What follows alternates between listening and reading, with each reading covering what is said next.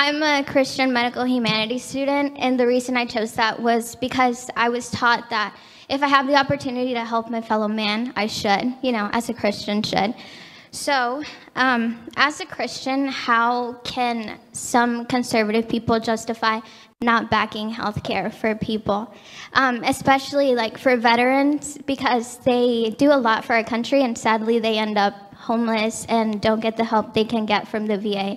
So how can we justify not providing affordable healthcare for everybody? It's a great question. Well, first, I don't know any conservative that doesn't want health care for veterans, so I'll just challenge you a little bit on that. But let's take the premise. Let's say that I don't want universal health care, right? We don't want universal health care because it'll actually hurt the very same people you care about. And so let's talk about the veteran example, right? So the VA is a disaster. It's a mess. The VA receives $100 billion a year. There's waiting lines. The quality of care is dreadful. And I will say we have universal health care for veterans, and it is a disaster. So the question is, how do we best help people, right? And so you or somebody, I don't even know if you believe what you said, you're just asking the question, so I don't want to put that on you, but that sort of opinion would say, hey, the best way to help people, government assistance, government health care. Now, I believe in a safety net, of course. I don't want the safety net to become a hammock. I don't want it to become a place of comfortability. But I believe the best way to help people when it comes to health care is, number one, where's my friend who's the nutritionist?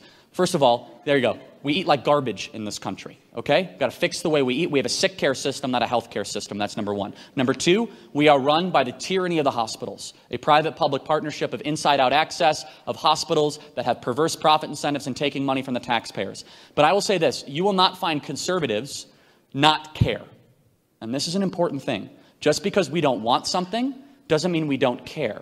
It's a very important thing. And so I would just challenge on one thing, which is this, which is that you might think conservatives are wrong, or maybe people that say that what it is, but don't think they're bad, right? Don't think how could you not want to give health care? When in reality, it's hey, we want to have all people taken care of. The best way to take care of people might be through market competition, might be through choice, through improving the healthcare system, not through a massive bureaucratic, kind of social engineering project. Do you have a quick follow-up question? Okay. Yeah. So I do agree with you when you say that we shouldn't enable people, because I think that, it is good to have a safety net, but we also need to grow and improve ourselves with our own will.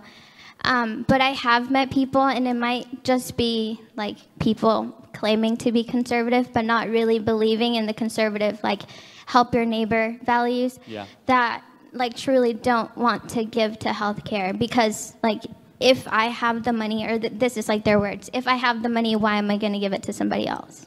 Well, yeah, you won't hear me say that, but I will say this. Let's differentiate one thing, which is government helping people and people helping people. The other reason I'm against a massive government welfare project is I think it de-incentivizes you from helping another person that needs help. And we see this in Europe. Americans gave $600 billion away to charity last year. We have the highest rates of charitable giving in the planet except one small island country, one in the Pacific. So we're number 2 in the rates, not just the number.